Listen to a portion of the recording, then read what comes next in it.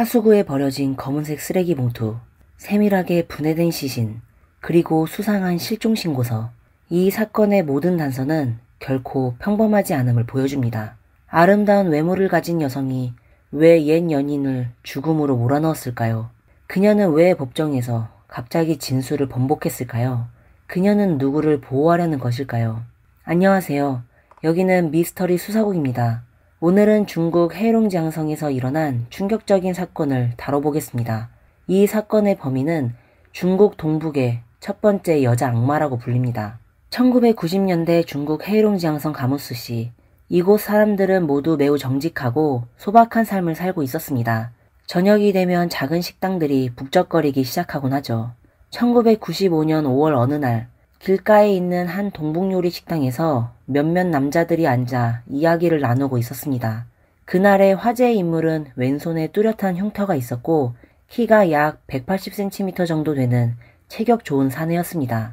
그의 이름은 동다칭으로 지역 파출소의 평범한 경찰이었습니다. 동다칭은 오늘 소개팅으로 알게 된 아름다운 여자친구와 약속을 잡았습니다. 약속 시간이 되었고 식당 문 앞에 한 눈에 띄는 여성이 나타났습니다. 곧 동다칭은 벌떡 일어났고 친구들 역시 그의 시선을 따라 고개를 돌려 그 여성을 바라보았습니다. 그 여자는 키가 크고 외모가 뛰어나 자리에 있던 남자들 모두가 넋을 잃고 쳐다봤습니다. 이 아름다운 여성의 이름은 런슈어로 얼마 전 가무스의 한 정보지에 자신의 개인 정보를 등록한 상태였습니다. 그녀는 정보지에 자신을 이렇게 소개했습니다. 전 남편은 매우 부유한 사업가였지만 시어머니가 매우 보수적이었다고 합니다. 결혼 후 몇 년 동안 아이를 갖지 못해 결국 집에서 쫓겨났고 남편은 그녀를 붙잡으려는 시도조차 하지 않았다고 합니다. 그래서 그녀는 혼자 이 낯선 도시로 와서 일을 하며 살아가고 있다고 적었습니다. 정보부의 소개를 통해 런슈어는 32살의 동다칭과 만나게 되었습니다. 동다칭은 한 번의 결혼 경험이 있었고 키는 180cm의 성숙하고 안정된 모습을 보이는 사람이었으며 공무원이기도 했습니다. 1990년대 초반의 공무원은 매우 존경받는 직업이었습니다. 동다칭은 런슈어를 처음 본 순간 그녀의 외모와 큰 키에 매료되었고 두 사람은 곧 연인 관계로 발전했습니다. 얼마 지나지 않아 런슈어는 월세 수십 위안짜리 작은 원룸에서 나와 동다칭의 집에서 함께 살게 되었습니다. 1995년 6월 가무스시 교회의 논에서 검은색 쓰레기 봉투 여러 개가 발견되었습니다. 그 안에는 신체 일부가 담겨 있었고 조각을 맞춰본 결과 피해자는 성인 남성으로 추정되었습니다. 범인은 경찰이 피해자의 신원을 알아내지 못하도록 남성의 머리를 가져간 상태였습니다. 이 사건을 맡은 경찰은 이 익숙한 범행 수법을 보고 크게 충격을 받았습니다. 이것이 혹시 연쇄살인일까요? 알고 보니 9개월 전인 1994년 9월 가무스에서 이미 비슷한 끔찍한 사건이 발생한 적이 있었습니다. 당시 시민이 경찰에 신고하기를 숭화강 강변의 풀숲에서 신체 일부가 발견되었다고 했고 동시에 사건 발생지에서 8km 떨어진 곳에서도 비슷한 신고가 접수되었습니다. 범죄 수사대는 여러 곳에서 발견된 신체 조각들을 맞추었고 놀랍게도 그것들은 남성, 여성, 그리고 어린아이의 것이었습니다. 이번 사건과 마찬가지로 세 사람 모두 모기의 신체 부위가 사라진 상태였습니다. 핵심 단서가 부족했기 때문에 9개월이 지나도 첫 번째 사건이 해결되지 않았는데 그 사건이 끝나기도 전에 또 다른 사건이 발생한 것입니다. 이 범인은 이미 이러한 잔혹한 수법으로 4명을 해쳤고 변태적인 범죄자가 있다는 소문이 작은 도시 가무스에 퍼지면서 시민들은 극심한 불안에 휩싸였습니다. 가무스 공항국은 대규모 경찰력을 동원해 피해자의 신원을 단서로 삼아 잔인한 범인을 추적하려고 했습니다. 하지만 당시 기술적 한계로 인해 DNA 샘플 데이터베이스는 아직 구축 중이었고 피해자들의 얼굴이 없어서 신원을 확인하기가 어려웠습니다. 결과적으로 이 사건 역시 9개월 전 사건과 마찬가지로 수사가 난관에 부딪혔습니다. 200~300만 명이 사는 도시에서 단지 몇 조각의 신원을 알 수 없는 신체 부위만으로 피해자의 신원을 확인하는 것은 매우 어려운 일입니다. 현재 확보된 정보로는 피해자가 성인 남성이라는 것과 일부 뼈대를 통해 키가 약 180cm 정도로 추정된다는 것뿐이었습니다. 유일하게 쓸만한 단서는 남성의 왼쪽 손목에 매우 뚜렷한 흉터가 있다는 점이었습니다. 이때 한 경찰관이 한 가지 제안을 내놓았습니다. 사건이 가무스에서 발생했으니 가장 신속하고 효율적인 방법은 지역 TV 방송국을 활용하는 것이라는 의견이었습니다. 그러나 경찰은 또 다른 문제에 직면했습니다. 만약 피해자를 직접적으로 찾는 방송을 내보낸다면 용의자가 이를 보고 도망칠 위험이 있었습니다. 여러 차례 논의 끝에 경찰은 지역에서 가장 시청률이 높은 뉴스 프로그램에 실종자 찾기 공지를 삽입하기로 결정했습니다. 방송에서 경찰은 한 남성이 교통사고로 병원에서 치료를 받고 있으며 키는 약 180cm이고 왼쪽 손목에 뚜렷한 흉터가 있습니다. 추가 수술을 위해 가족의 서명이 필요하니 가족이 이 방송을 보시면 즉시 방송국으로 연락해 주시기를 바랍니다. 라고 전했습니다. 경찰이 예상하지 못했던 일이 벌어졌습니다. 방송이 나간 당일 한 노인이 전화를 걸어와 자신의 아들인 동다칭이 며칠째 자신을 찾아오지 않았다고 말했습니다. 노인은 아들의 집과 직장에 연락을 해봤지만 어디에서도 동다칭을 찾을 수 없었고 집에 직접 찾아갔을 때도 아무도 없었다고 했습니다. 더욱 중요한 것은 그의 아들 왼쪽 손목에 아주 깊은 흉터가 있다는 점입니다. 노인은 실종자 찾기 방송을 보고 매우 다급하게 경찰에 전화를 걸어 문의했고 경찰은 즉시 동다칭의 집으로 출동하여 상황을 확인했습니다. 경찰이 현장에 도착하니 집 문은 굳게 잠겨 있었고 아무도 문을 열어주거나 응답하지 않았습니다. 수사팀은 신속하게 동다칭 집 문을 강제로 열었고 그 안에서 목격한 장면에 충격을 받아 한동안 말을 잇지 못했습니다. 집안은 매우 혼란스러웠고 여기저기에 혈액이 흩어져 있었으며 특히 화장실과 주방에서는 작은 인체 조직 조각들이 곳곳에 흩어져 있었습니다. 현장에서 수거한 혈액을 검사한 결과 그것이 동다칭의 혈액형과 일치하는 것으로 밝혀졌습니다. 이를 통해 동다칭이 이미 살해되었다는 사실이 거의 확실해졌습니다. 그러나 경찰은 여전히 큰 의문에 빠졌습니다. 한 경찰관이 자기 집에서 잔혹하게 살해되고 시신이 잔인하게 분해되었다니 과연 이런 끔찍한 범죄를 저지를 사람은 누구일까요? 그리고 어떻게 감히 경찰을 자신의 집에서 이런 방식으로 살해할 수 있었을까요? 경찰은 동다칭의 사회적 관계를 조사하기 시작했습니다. 동다칭의 삶은 매우 단순했고 인간관계도 넓지 않았다는 사실이 밝혀졌습니다. 그는 평소에 일을 하거나 몇몇 오랜 친구들과 함께 술을 마시고 고기를 구워 먹는 것이 일상이었습니다. 이웃들은 그가 성격이 온화하고 착하며 오랫동안 이 지역에 살면서 누구와도 갈등을 일으킨 적이 없다고 말했습니다. 얼마 전 그는 매우 예쁜 여자친구를 사귀었고 두 사람은 이미 함께 살고 있다고도 했습니다. 이웃들 역시 동다칭의 여자친구를 본 적이 있었고 그를 샤오런이라고 불렀습니다. 동다칭의 아버지 역시 아들이 한때 새 여자친구에 대해 이야기한 적이 있다는 것을 기억해냈습니다. 그 여자친구의 이름은 런슈어였지만 아버지는 그녀를 직접 본 적이 없었기 때문에 자세한 정보는 알지 못했습니다. 경찰은 현장 조사를 계속 진행하면서 중요한 단서를 발견했습니다. 동다칭의 예금 통장도 그와 함께 사라졌다는 사실입니다. 경찰은 이 점에서 이상함을 감지했습니다. 동거 중인 남자친구가 실종되었는데 런슈어는 이를 전혀 경찰에 신고하지 않았고 그를 찾아다니는 행동도 전혀 없었습니다. 이 사람이 사건과 관련이 있을까요? 경찰은 동다칭의 친구로부터 그가 여자친구를 위메이라는 정보부에서 만났다는 사실을 알게 되었습니다. 조사를 통해 런슈어가 등록한 그녀의 이름, 주소, 연락처 등 모든 개인정보가 가짜라는 것이 밝혀졌습니다. 몇몇 런슈어를 본 적이 있는 직원들, 그리고 동다칭의 이웃과 친구들의 묘사를 바탕으로 공항국 기술과에서 런슈어의 몽타주를 그렸고 그 몽타주를 가무스 시내 곳곳에 게시했습니다. 하지만 단지 한 장의 몽타주로 사람을 찾는 것은 매우 어려운 일이었습니다. 사건이 발생한 지 20여일이 지나자 경찰서에는 간간히 단서를 제공하는 전화가 걸려왔지만 런슈어를 찾는 데는 큰 도움이 되지 않았습니다. 사건이 난관에 빠졌을 때 화천연에서 가무스의 친척을 방문하러 온 할머니가 경찰에 전화를 걸었습니다. 할머니는 자신이 몽타주 속 여자를 알고 있다고 주장하며 그 여자가 자신이 어릴 때부터 지켜본 마씨성을 가진 집안의 셋째 딸이라고 말했습니다. 할머니가 이렇게 확신할 수 있었던 이유는 그 소녀가 그 마을에서 매우 유명한 인물이었기 때문입니다. 마을 사람 중 그녀를 모르는 사람이 없었습니다. 이 소녀는 어릴 때부터 매우 예뻤으며 피부는 하얗고 키도 크며 짙은 눈썹과 큰 눈을 가진 매력적인 외모를 가지고 있었습니다. 시골에서 런슈어처럼 예쁜 여자는 드물었기 때문에 마을의 젊은 남자들은 그녀를 매우 좋아했습니다. 매일 누군가가 그녀에게 고백했지만 할머니는 런슈어에 대해 좋은 인상을 가지고 있지 않았습니다. 할머니의 설명에 따르면 런슈어는 외모는 아름다웠지만 평판이 매우 나빴습니다. 그녀는 말과 행동이 매우 가볍고 제멋대로였으며 꾀가 많았습니다.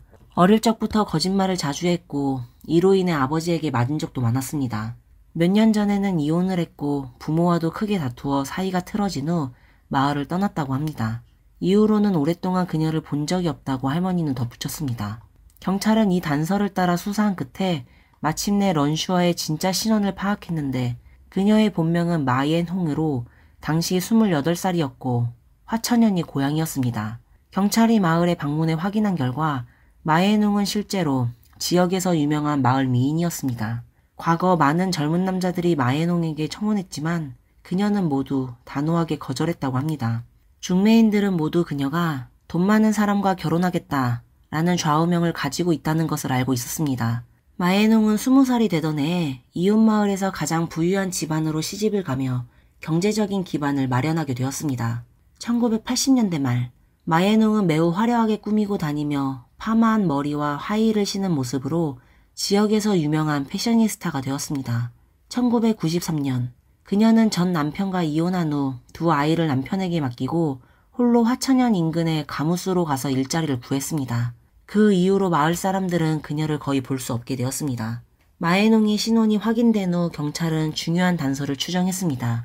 동다층의 통장이 마옌 홍과 함께 사라졌기 때문에 그녀가 동다층의 돈을 인출하기 위해 은행을 찾을 가능성이 매우 높았습니다.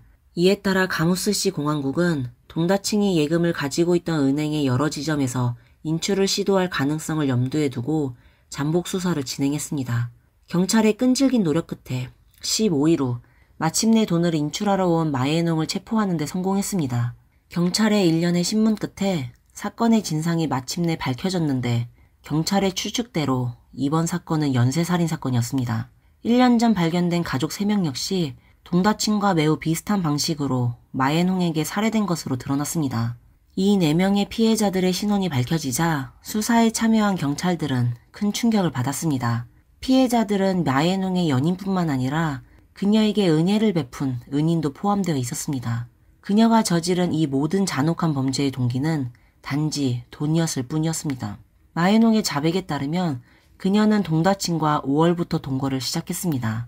마옌 홍은 여러 차례 전 남편의 집안이 매우 부유하다는 이야기를 꺼내며 동다층의 재산을 떠보기 위한 의도로 접근했습니다. 동다층은 마옌 홍에게 결혼할 의사가 있다고 밝히며 자신의 재산을 보여주었는데 그중 하나가 약 2만 유안, 하나 약 383만 원이 든 통장이었습니다. 1990년대 당시 2만 유안은 상당한 금액이었고 이 돈은 마옌 홍을 밤잠을 이루지 못할 정도로 탐욕스럽게 만들었습니다.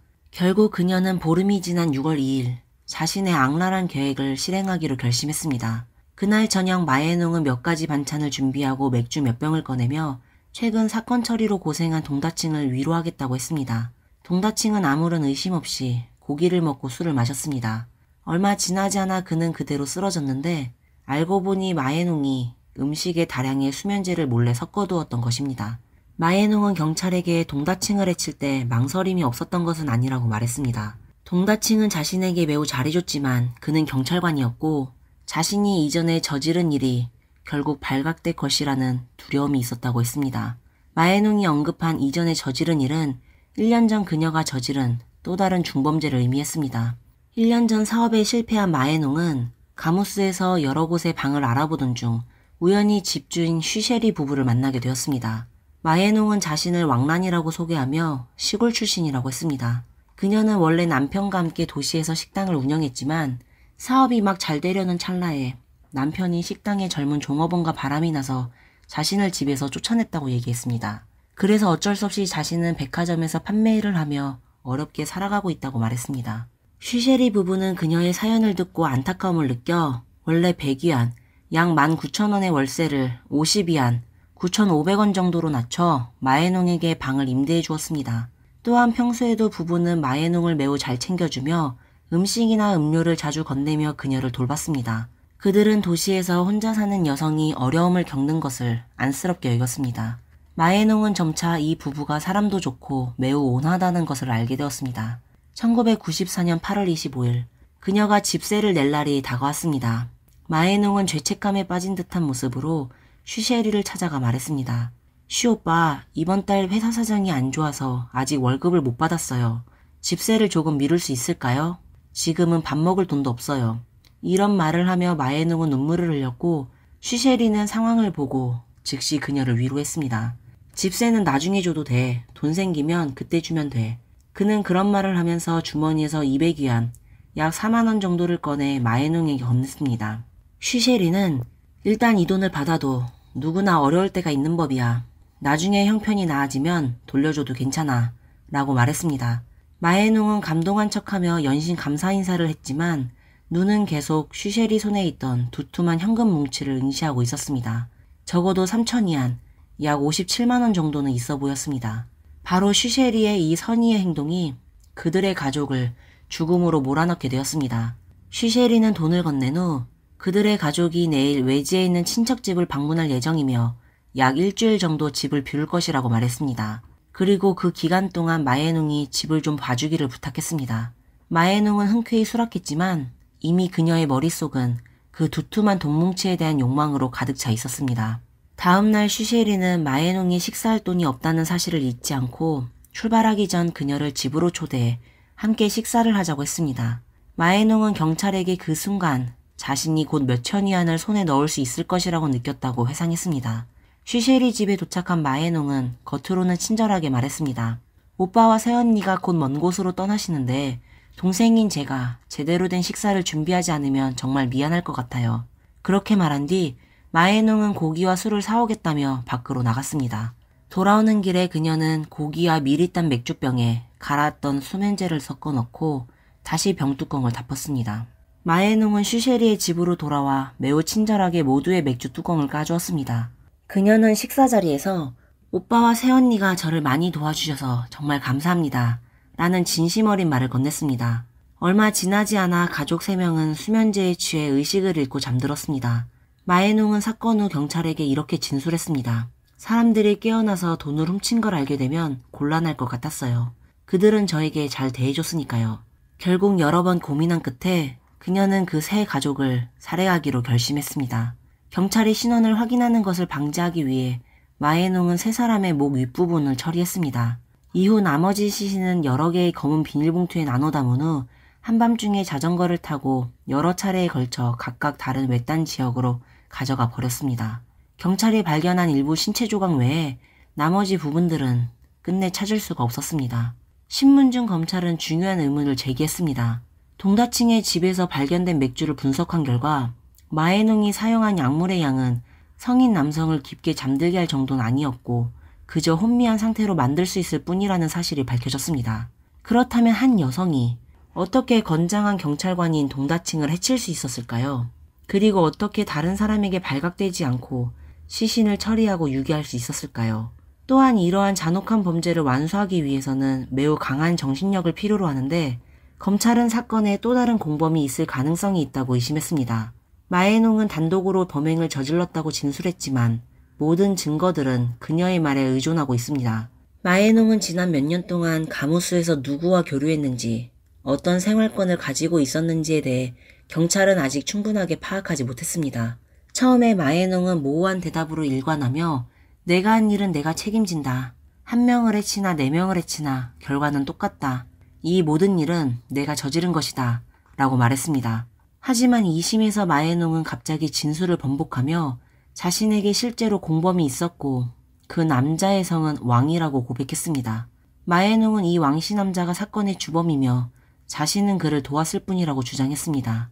중요한 범인이 아직 체포되지 않았기 때문에 사건은 1995년부터 1998년까지 미뤄졌습니다. 하지만 마에농은 왕씨 남자의 구체적인 신상 정보나 사회적 관계를 제공하지 못했고 이로 인해 검찰은 이 왕씨 남자가 실제로 존재하는지 혹은 마에농이 꾸며낸 인물인지 의심하게 되었습니다. 법정에서의 이 돌발 발언 덕분에 마에농은 3년을 더 살 수 있었습니다. 사건이 발생한 지 3년 후인 1998년 12월 22일 마에농은 결국 사형을 집행받았습니다. 그러나 마에농이 언급한 왕씨 남자로 인해 이 사건은 영원히 의문을 남기게 되었고 많은 사람들은 그 왕씨 남자가 실제로 존재했는지에 대해 의구심을 가졌습니다. 하지만 그가 존재하든 아니든 마에농이 저지른 잔혹한 범죄는 그녀에게 여자 악마라는 별칭이 어울릴 만큼 충격적이었습니다. 이번 사건을 되돌아보면 한쪽에는 자신을 매우 잘 돌봐준 은인이 있었고 또 다른 한쪽에는 자신을 진심으로 아껴준 연인이 있었습니다. 어떠한 원한도 없던 상황에서 마에눈이 어떻게 그렇게 잔혹한 행동을 할 수 있었는지는 도저히 이해하기 어려운 부분입니다. 오늘의 내용은 여기까지입니다. 사건에 대해 여러분들의 의견을 댓글로 남겨주시고 프로그램이 마음에 드셨다면 좋아요와 구독도 부탁드립니다. 여러분의 지속적인 응원과 격려에 진심으로 감사드립니다. 지금까지 미스터리 수사국이었습니다. 다음 영상에서 다시 뵙겠습니다. 감사합니다.